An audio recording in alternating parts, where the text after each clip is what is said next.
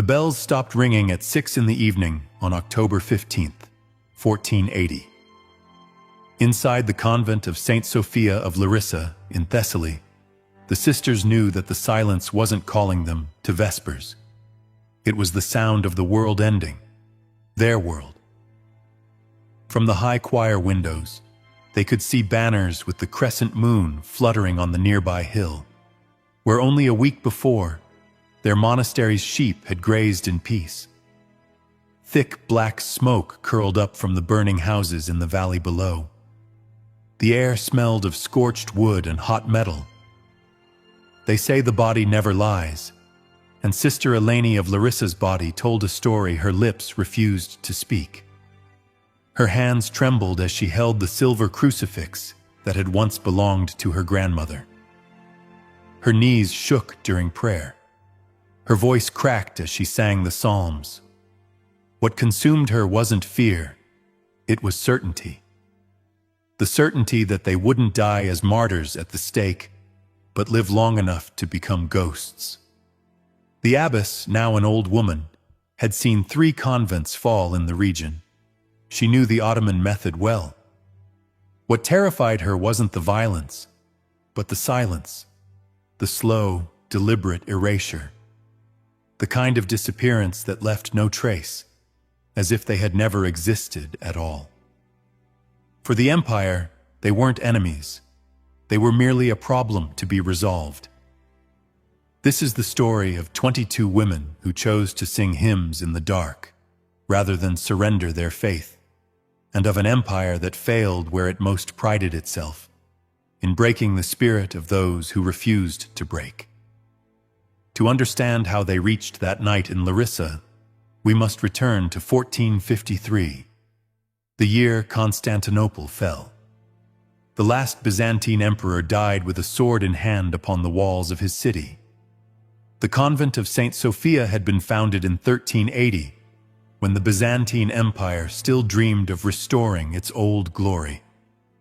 The sisters called themselves the Last Guardians, keepers of relics, manuscripts, and icons dating back to the early centuries of Christianity. Eleni arrived at the convent at 16, not out of devotion, but survival. Her family had been slaughtered during an Ottoman raid in 1454. She found refuge behind the thick limestone walls that felt eternal. There she learned classical Greek, Coptic, and Latin. She became a master copyist of sacred manuscripts, her handwriting so precise that Venetian merchants traveled from Crete to commission copies of the New Testament. Over the years, Eleni became the living memory of the convent. She knew where every relic lay hidden, the content of every manuscript, and the story behind every stone. The younger sisters revered her not just for her wisdom, but for something deeper, her eerie ability to foresee the empire's movements. She had learned to read the signs, the tone of the imperial tax collectors, the way soldiers stared at icons during inspections, the silence before the deportations. In the years leading up to 1480, the sisters had survived by blending into the shadows. They paid the Christian tax, the disappearance, offering part of their harvests and woven goods. They learned a few phrases of Ottoman Turkish. They kept their bells quiet, their processions modest. Eleni believed invisibility was their best defense. She was wrong. To the empire, invisibility wasn't protection. It was an invitation to experiment. The attack came with chilling precision, the cold efficiency that defined Ottoman bureaucracy. There were no raids, no screams, no chaos. The soldiers arrived with scribes, translators, and officials. They carried ledgers, not torches. They weren't there to destroy. They were there to catalog. The youngest, Sister Magdalena, barely 18, was the first to realize what was happening. The soldiers weren't treating them as enemies, but as property. They divided the sisters by age, recorded their health, noted their skills. Who could read? Who could embroider? Who knew medicinal herbs? They measured them, weighed them, catalogued them like precious fabrics in a merchant's ledger. In the imperial notes of Isf Ager, the scribe responsible for recording the human cargo, they were listed simply as 22 consecrated virgins of educational value. Their destination, the underground chambers of Topkapi Palace in Constantinople, part of a state-sanctioned experiment first tested in other conquered territories. The march to the port of Volos lasted 7 days. The sisters walked in chains around their ankles, guarded by soldiers under strict orders. Keep them alive, feed them, but keep them silent. Not a single word passed between captor and captive. The soldiers treated them like ghosts, as though they had already ceased to exist. But the sisters resisted in their own way. At night, when the soldiers slept, they whispered psalms. Sister Damaris, once the convent's choir leader, guided the murmured prayers. Their voices barely rose above a breath, yet those fragile sounds kept the flame of their identity alive. They had realized something terrible.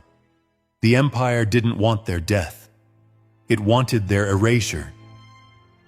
The ship that carried them to Constantinople was a merchant vessel transporting spices, silk, and slaves. The sisters were crammed into the lowest hold alongside women from other conquered lands: Bulgarians, Serbians, Albanians, all virgins, all young, all bound for the same fate. For 12 days they sailed across the Aegean, and during that voyage the sisters discovered a haunting truth. They were not alone. The empire had developed an entire system designed to process spiritual resistance. When the ship docked at Constantinople, the women were received not with cruelty, but with bureaucratic precision. They were taken to the marble chambers beneath Topkapi's second courtyard, rooms once used to store imperial treasures. Each could hold 4 prisoners. They were not isolated. The empire had learned that isolation created martyrs, but shared captivity revealed patterns of defiance. The conditions were surprisingly humane. 3 meals a day, bread, olives, cheese, sometimes meat. Their tattered robes replaced with clean cotton tunics. Baths allowed every 3 days.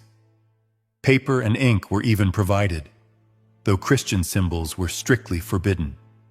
It was all meticulously calculated to prove that the empire was not cruel, but merciful.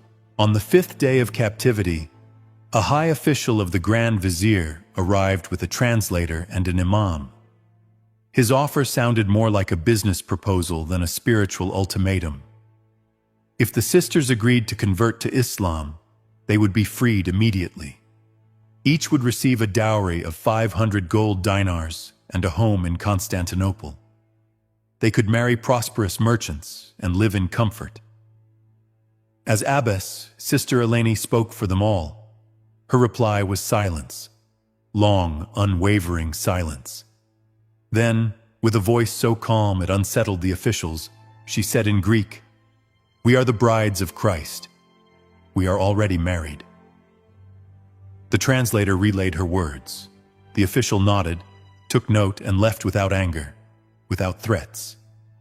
Only one line was added to the record: refuse voluntary conversion. Proceed to Phase 2. Phase 2 began that night. There were no whips, no chains, just absence.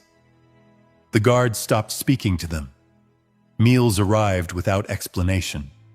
Questions went unanswered. They were erased, not through pain, but through indifference.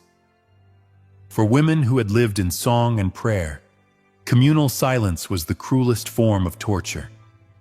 But they found a way to resist. They turned their cell into a secret church. Without crucifixes, without icons, without bells, the sisters of Saint Sophia built the smallest cathedral in the world, hidden beneath the marble of the Ottoman palace. Magdalena, who had memorized the entire New Testament, became their living scripture. Damaris led silent hymns through subtle gestures. Eleni whispered masses that lasted for hours. With their fingernails, they carved tiny crosses into the marble joints, so small the guards never noticed, yet large enough for the sisters to know they stood on holy ground. They developed a code. A touch on the shoulder meant Kyrie eleison. 2 quick blinks, Gloria in excelsis. Their bodies became the temple that had been stolen from them. The imperial officials grew increasingly frustrated. They had perfected this method in other lands, controlled comfort, measured kindness, and tempered